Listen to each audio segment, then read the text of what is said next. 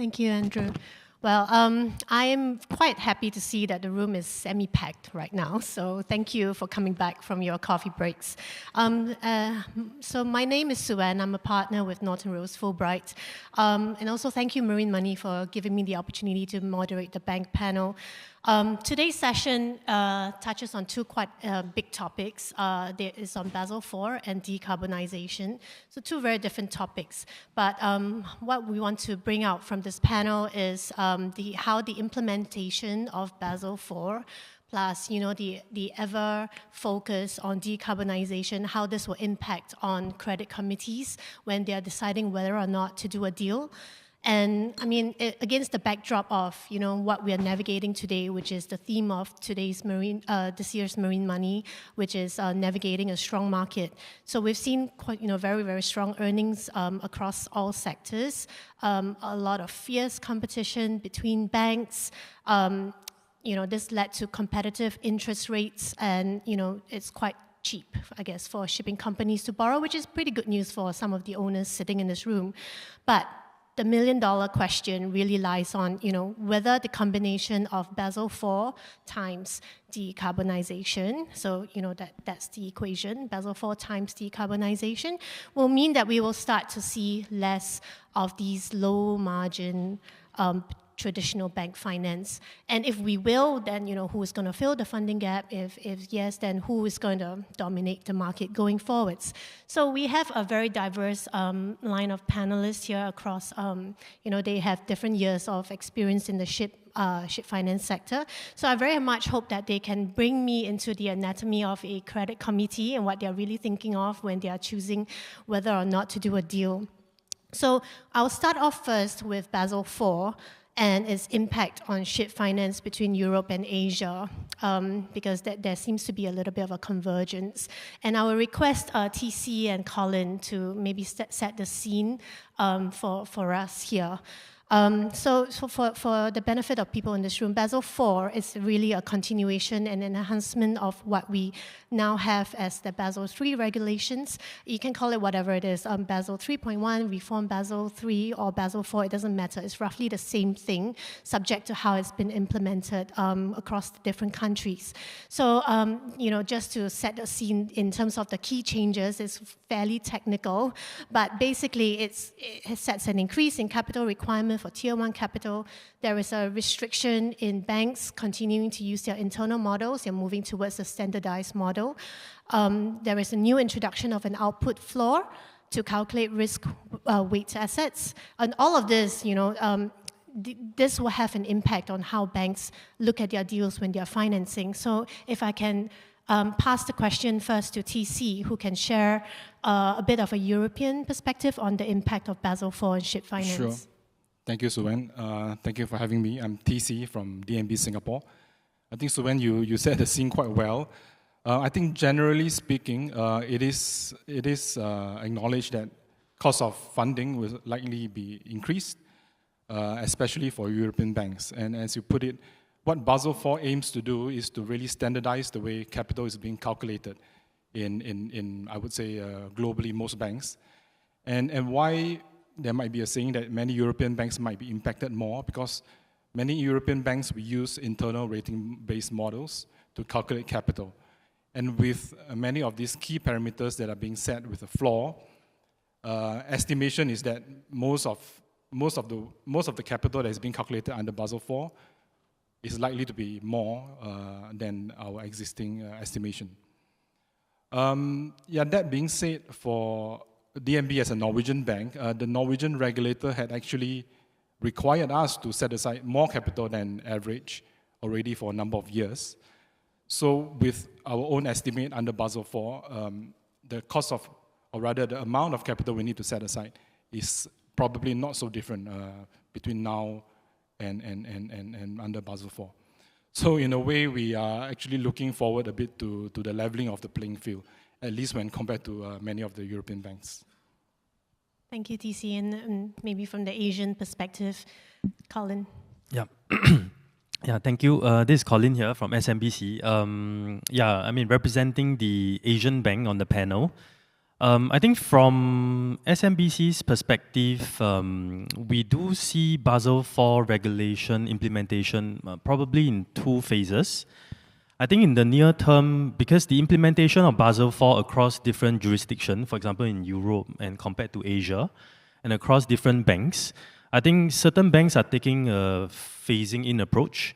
So some banks have already implemented Basel IV capital requirement, whereas some banks are holding this off maybe for a few years. So I think in the near term, we do see maybe a divergence in terms of the support for banks towards clients. So certain banks who would have already implemented the Basel IV requirements may face higher capital costs, whereas certain banks who are holding off that implementation can probably continue to support their clients with relatively competitive financing. I think that's one aspect that we see from the Asian banks' perspective. I think the other aspect is probably in the medium to long term, because I think ultimately, as what TC alluded to, in terms of the leveling of the playing field, ultimately maybe all banks would probably still want to support their clients, but maybe this has to be done through combination of other cross-sell of other ancillary products. So, for example, in the near term, we may see certain banks that are active in the loan markets, supporting clients in terms of shipping finance. But some of these banks may or may not have the platform to maybe do other products such as the accounts as well as the derivatives. So maybe in the medium to long term, we do see that a lot of these banks that have the ability to cross-sell certain products would remain competitive in the market and hopefully be able to support their clients a bit better. So I think in a nutshell, from Asian banks' perspective, we do see a divergence in the medium term, but hopefully in the long term, all banks would still be able to support their clients accordingly. Okay, thank you. So you can see there's a different sort of phased approach, and I think this is one of the challenges for banks because of the implementation stages. So, question for Tanja: from with the impact of the different implementation timelines, how do you see this happening for Eurozone banks? Will the Eurozone banks be a little bit more expensive in the near term? Will we see more loans with Asian banks in the near future, whilst this is all being phased in their different phases? Okay. Thank you. Thank you for having me on the panel. My name is Tanja from KfW IPEX-Bank, and I can only add to what has just been said. So the intention of Basel IV is to create a greater standardization across banks and to restore credibility in the way risk-weighted assets are calculated and to level the playing field between the banks. But since the different local banking authorities will implement the Basel recommendations at completely different times, the banks will be affected unevenly. So depending on where they are located on the one hand, but also depending on what models of risk calculation they have been using so far. Have they been using a more standardized approach already or calculating with their internal models? So it will be an uneven effect, and yes, for the Eurozone and the EU banks, the bulk of the Basel IV regulations are scheduled to kick in at the beginning of 2025, and this will affect the banks. As a European bank, KfW IPEX-Bank will also be affected.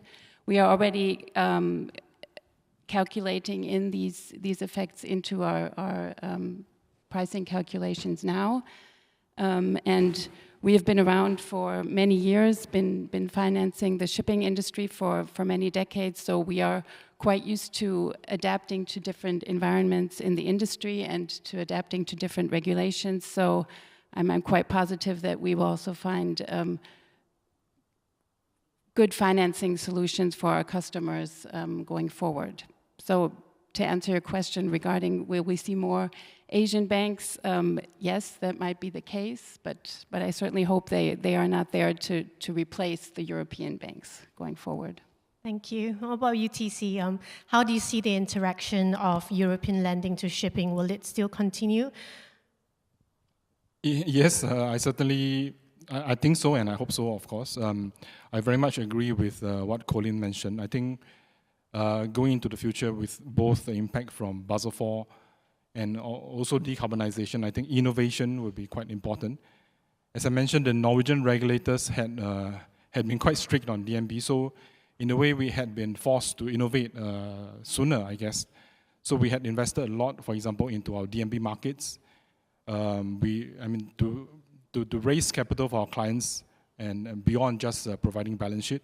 You heard from my colleague, we invested, there are specialist teams in convertible bonds, for example, and of course we do equity bonds and other products. Another product, I guess, that we have invested quite a bit into is ECA. ECA structures, I feel, will be important going forward as well, if not more important under the Basel IV regime. Because, for example, insurance provided from the ECAs can help to lower the capital costs, which of course then will be shared with the clients. And then maybe just to mention one last thing, we are also the first European bank to announce a transition finance framework. So this transition finance aims to plug the gap between a generic sustainability-linked loan and a green loan.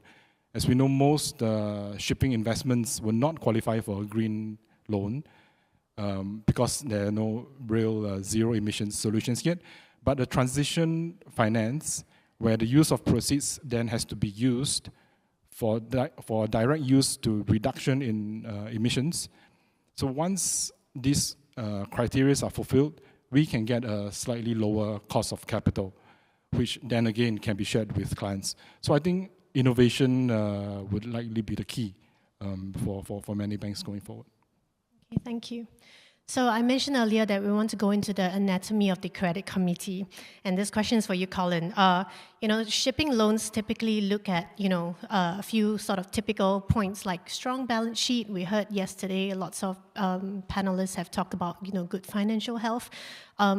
Look at reputation of companies, look at track record, look at quality of technical and commercial management, look at where the vessels are employed, whether they've got a good charter, look at the asset marketability and the residual value. These are the typical things that credit committees typically look at. But the question is, with Basel IV, will these factors continue to be important, or will banks be targeting larger shipping companies that offer the best credit ratings?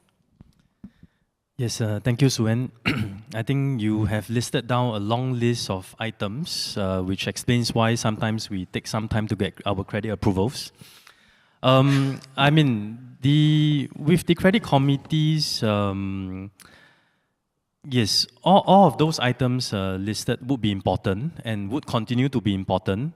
I think the impact of Basel IV as well as decarbonization, I think the credit committees would be looking at various aspects also as a risk to approving certain loans. So, for SMBC specifically, starting this fiscal year or earlier this year, our credit committee has actually come up with a new, I wouldn't say a new team, but a new subset, where they would specifically request for a more in-depth write-up in terms of the emissions data of a particular vessel, or the ESG initiatives of the clients that we deal with. So that has, at the start of the year, we felt that, that was something of an improvement to our credit papers. But I think more and more we realize that this is something that is somewhat non-negotiable. It is something becoming a crucial aspect or a key piece in each and every transaction that we consider. So I would like to think that, at least from SMBC's perspective, yes, going forward, we would prefer to deal with clients who have a clear ESG framework or certain policies going forward, governing certain decarbonization targets. And I think that should help with for banks to choose their clients going forward. So will SMBC be targeting larger corporations? We have always been targeting larger corporations, and I think we will continue to do that, yes.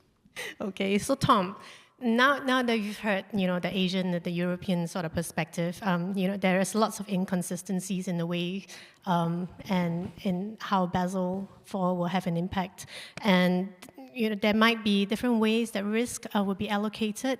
Will this result in a different sort of perspective across jurisdictions, maybe skewed incentives, skewed pricing across the two different sets of bank groups?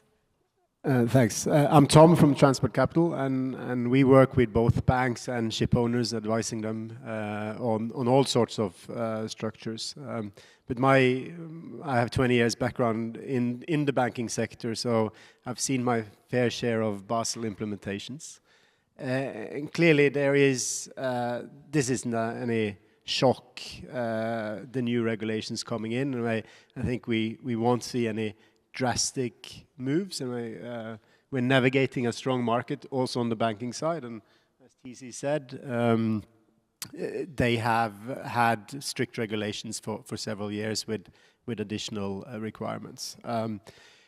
So I think we would see that there will be more selections, and we will see more sort of some banks being more active, while others need to take a bit of a breather. But this is nothing new. We've seen this in all of these major implementations of regulations. So I don't see, there will still be finance available. It needs to, if you only rely on one bank, you might be in trouble. But today most ship owners will have a selection of financiers, and that might be within the banking sector, but also in the alternative capital providers and the leasing companies. So diversify your bank group. Okay, let's hear from Mona. Mona sits with the Sustainable Finance team at Standard Chartered Bank. In 2023, Standard Chartered Bank financed about 17.6 billion in sustainable finance assets. So you help your credit committees come to an informed decision of whether or not this ticks the box for the bank. How are decarbonization targets affecting your bank's lending decisions? Thanks, Chyuan. So happy to share the Standard Chartered perspective. Maybe I'll start with a more obvious fact, right? So Standard Chartered is a signatory to Poseidon Principles, and with the revised IMO GHG emissions goals coming into force, signatory banks like Standard Chartered have to incorporate these into our lending decisions, non-negotiable. Secondly, Standard Chartered as an institution has committed to achieving net zero financed emissions by 2050. And to operationalize that ambition, we'd actually set out interim emissions targets in almost all of our high emitting sectors, including for shipping. And for shipping in particular, it is to reduce our climate alignment delta to 0% by 2030. So all of this is actually really coming into play as we think about how we put our capital to work. To echo what Colin and TC mentioned, at our credit committees, they are increasingly factoring in things like transition risk of the underlying asset, right? So they look at various elements such as the regulatory environment the asset operates in, and also of the sponsors. We look at the fuel transition plans of the sponsor and also of the charterer, and also the long-term sustainability of the asset. And regretfully, if the ship itself does not meet future emission standards, this will put them at increasing risk of becoming a stranded asset, and that's something that credit will increasingly consider and factor into the decisions. Okay, and Tanja, KfW is also a Poseidon Principles bank. How are these decarbonization targets affecting your bank's lending decisions? How important are they to you? Very important. And in general, I just wanted also to add, I think for banks, it's important that their customers have or show a clear path that they have to the decarbonization of shipping, and that they are very transparent about it, and that they are prepared to report about the emission of their fleets. I think that's what banks are looking for, because they are implementing the decarbonization targets of the industry into their bank strategies and into their ESG strategies that they have to apply for their credits. So at KfW IPEX-Bank, we select the ships we finance, or the shipping deals we finance under two perspectives. One is that we have implemented or look for individual compliance of certain vessel types and sizes according to the ED. So we look at the design index of the vessel and what it is planned to have on CO2 emissions. And then as a Poseidon Principal Bank, we steer our portfolio towards a 1.5 degree path using the Poseidon Principal Framework, and that uses the AER, so real emission data from the vessels. And that's the key indicators that we look at when we select the vessels we finance. And TC, I know that DNB places quite high importance on your climate risk profile, because that's quite important to DNB Bank. Do you take a different view when you're looking at decarbonization, when you're looking at deals? No, I don't think we take a much different approach. For us, we believe that in order to influence, we have to be involved. And again, I think I mentioned we try to position ourselves as a transition bank. So that being said, we are also part of Poseidon Principles. So I think what's more important is to have a sensible trajectory towards 2050. And what that means, of course, is a very difficult question to answer. We tend to take a more bottoms-up approach as to what's possible, what's in terms of technology, and work with our clients with the kind of products that we have, be it sustainability-linked loans or, as I mentioned, transition loans. So we want to work with clients who are proactive, who have a clearly defined decarbonization plan, policy. Again, I think we don't exclude for the sake of excluding, because we believe that we should work with the industry rather than exclude. Okay, so years ago, it was the position, I guess, is you have a decarbonization roadmap. That's a plus. But today, you're expected to have a clearer decarbonization roadmap. Is this what you're seeing, Mona, in the deals that come to your table? Yeah, most definitely. I think banks are increasingly prioritizing companies with clearer, action-focused decarb roadmaps, or put another way, time-bound action plans that describes how you intend to pivot your existing assets, your operations, and business models to the latest curves. Maybe, to share a Standard Chartered specific color on this, internally we have what we call a client-level ENS risk assessment, which seeks to assess the level of alignment of a corporate to our bank's position statements, and that dictates, whether we can continue to offer financial services. In 2022, we upgraded that assessment to include a measure on, whether our clients are beginning to measure and report its emissions, because that's the baseline requirement for us now. In 23, we added a new assessment called the climate risk assessment, which looks to measure, how well our clients are starting to measure and to identify and to kind of assess its climate-related risks and opportunities, and obviously leverage them. And in 24, we have now what we call a credible transition plan score, where we measure the corporate's kind of credibility of their transition plans, which looks at various elements, such as how quantitative they are, how time-bound they are, whether the implementation that's laid to bear is robust, how transparent their disclosures are, and how accountable their executives are towards the achievement of their commitment. And lastly, how responsive it will be to the latest climate science and to the latest curves. So all of these are really coming into play in how credit looks at underwriting risk in when we put transactions to them these days. Thank you for that. Okay, Tom. With that backdrop in mind, Transport Capital, they offers various sort of financing options for your customers. If Basel IV is going to increase the cost of getting a loan, banks getting more selective, as you've heard, focusing on bigger names, how would this impact ship finance in general? I think we have a vast landscape of financing sources today, and clearly the banks have been the bread and butter for decades. But over the past, say, 15 years since the global financial crisis, we've seen that the funding gap was effectively closed by the introduction of Chinese leasing. I think for the next decade we will probably see private credit coming more to the forefront. Some of these may have a little bit less stringent requirements when it comes to decarbonization, but I think these players are well familiar with the industry.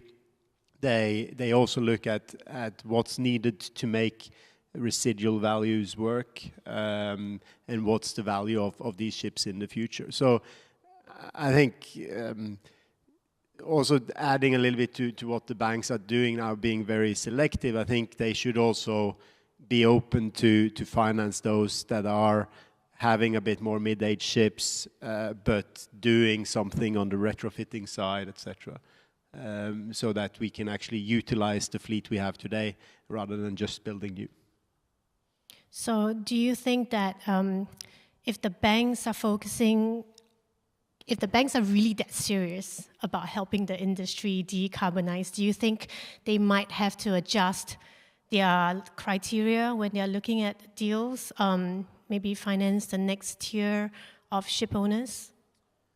Yeah, I think we are in a very good position today that a lot of companies have strong balance sheets after, call it all the shipping and even offshore markets being good for the past couple of years. So it started out well, and as we know, the banks are, or most of the banks at least, are using rating models and will continue to do that, and then probability of default is a key criteria there, and that is driven by the health of the company and or the financial health of the company. So it will be important. But yes, they should be active in all parts of the industry. Yeah. Okay. So Basel and the decarbonization is going to have a big change in the market dynamics, I guess. But at the end of the day, and this is a question for you, Tanja. At the end of the day, bankers, you have KPIs to meet, and how do the banks balance the focus on the environment, decarbonization, and regulatory pressures like Basel versus profits? How do you keep yourself competitive? Yeah, maybe just to add on what you just said, the banks are being more selective, but what we certainly are not seeing is banks, stepping out of ship financing due to ESG reasons or the CO2 performance of ships. So I think it's important to say that we as a bank are trying to incentivize investments in more efficient ships, and that does not only include new buildings, but also financing retrofits of the existing fleet, because that is also a very important part of reaching the decarbonization goals. So that is something that we are also looking into, to retrofitting the existing vessels. To your question, we at KfW IPEX-Bank will continue to focus on what we have been doing in the past and what our strengths are, and that is providing financing to strong corporates with strong balance sheets and a solid business model. But we will also continue to seek financing solutions for our smaller companies, and it's part of our mandate to finance German and European exports. We have a great ECA knowledge and use export credit agencies to enhance export loans to also smaller companies. And we will continue to advise our customers on green shipping products to help them receive better access to financing for greener projects. Do you think that beyond these retrofit finance, sustainability-linked loans, there could be other ways of, helping the industry move towards their dream? Any innovative structures?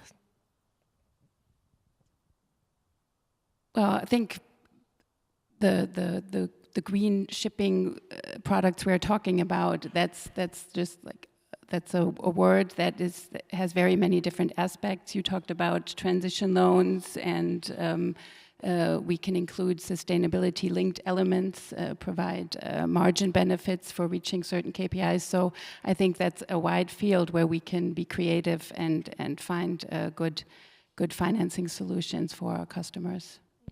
Thank you. And I guess beyond the bank sort of traditional financing, Tom, are there any alternative financing structures that that are available out there? Absolutely. I think if you just look at the attendance list here, there's multiple of the alternative credit providers, and I think as a general point, traditionally shipping has been funded by the banking sector. Right? That is becoming more complex for the various reasons we hear here today. They need to expand their toolbox. Use more of the compartments in that toolbox, and I think we at Transport Capital are happy to help the clients to find those tools, bring them out, and discuss with the suitable partners. Because I think there are, well, both within the banking sector, within the alternative capital sector, and within leasing, there are people that are more open to new ideas and are willing to explore new structures, new types of assets, but also, as I said earlier, to finance these mid-aged ships that will last for a few good years more. Okay, and then I guess looking into the future, who do you think might dominate the ship finance market? I don't think there will be anyone really dominating it. It will be a combination, and clearly we see that there are trends. Some years the emergence of the leasing companies, some years will be the private credit taking a bigger share of the growth. I think what's clear is that unless the industry pays the bank well, right, the banking market will not grow. Okay, thank you. And question for Colin. Back to ship finance from a traditional bank perspective. With the challenges that we see today, and given that shipping is quite a volatile sector, will we expect to see any changes in loan and credit terms? Longer loans, perhaps? Yeah, thank you. I think longer loans is always on the wish list for most of our clients. I think you offer them 7 years, they will ask for 10. You offer them 10, they will ask for 15. And then we always tell them it comes at the price. I think at the end of the day, probably from the bank's perspective, I think it comes back to the selection of the clients as well as the asset type. And I think the other important aspect for us is also to try to get ourselves comfortable internally on whether is there a new norm in the market, as well as I think new norms in terms of asset type and asset prices. For example, I think recently we were working on, for example, a container ship financing. It is a LNG dual fuel container ship financing, and then of course credit committee will ask, okay, what is the capex required? How does this compare over the past 5 or 10 years?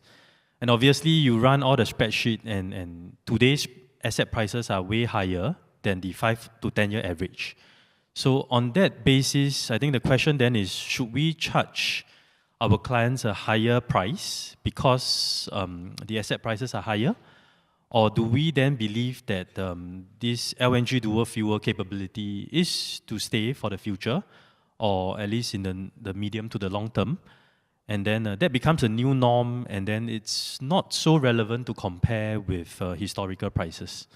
So I think coming back to the question, I think we have to strike a balance between providing longer loans or more expensive loans. I think ultimately it has to be something palatable to the clients, but at the same time, given all the regulations and the requirements of the banks, I would hope that certain pricing requirements should reflect the risk that the banks will be taking, at least in the near to medium term. If I just can add on, I think time is an factor that goes into calculating RWA, and I think at least in the shorter term, if the banks are trying to push up the margins, they will basically counter that with shorter tenors to give what the owners really want, which is low margins, particularly here in Asia. Okay. What about covenant structures? So are we going, Tanja, do you think we might expect to see stricter covenants for ship financing going forwards, whether it's financial covenants or whatever? Well, when we look at the regulatory changes and what does that mean for our financings, I think we might be moving more towards, we said it already, large corporates, or also more corporate structure of financing, maybe, and a little bit away from the pure asset-backed financing. So that might also have effect on what we ask our clients for as for the covenants. And then, of course, the whole field of including green financing elements will have an effect on what kind of covenants we include, and this will be especially also, I think, reporting requirements that we ask from our covenants about the performance of the ships. Okay, and Mona, just on the decarbonization side of things, are we expecting to see tougher sort of provisions, maybe in term sheets on CII or things like that? Look, I think that's something that we are looking to, we're monitoring and, gather more data on as, the CI ratings and submissions come into play this year. We're speaking to our vessels, to our clients who has vessels with, lower ratings to see what kind of discussions and corrective plans they've agreed with IMO. But, increased scrutiny on EXI, CII ratings are quite complementary to our bank's kind of alignment delta ambition. So we're keeping an eye on that. Okay, good. I mean, role of the traditional shipping bank. How do you think that you, as Standard Chartered Bank, can add value to your clients' business when they present you with their decarbonization roadmap? How do you add value? I think we have discussed this to a certain extent on the panel. I think what Standard Chartered does quite well for our clients is to help them access the sustainable finance markets. I won't go into too much detail, but sustainability-linked loans are the most direct way in which a borrower is incentivized to improve, certain E&S targets. I'm glad we also talked about transition financing today because it's something that's often less discussed, but also quite critical in the context of helping clients in high emitting sectors to transition. We were fortunate enough to partner clients like Yinsen on 2 transition finance facilities already, with the latest asset having included pilot carbon capture and flare reduction technologies. And these transition loans actually go through a more rigorous review. We look at the group's transition targets and roadmap to see whether they stack up with science, the latest curves, and also whether there's enough meat in the strategy to execute. Right, so we're very happy to push that for our clients. I think one last point that I'd like to make is with the inclusion of maritime emissions in the EU ETS, what we do quite well as a point of differentiation for clients and also a point of innovation is to help clients to navigate the regulations and to help them provide hedging solutions to help them cut through some of the pricing volatility in the markets today, and that's led by CC and the team. So yeah, I think lots to look out for in the coming months. Okay, thank you.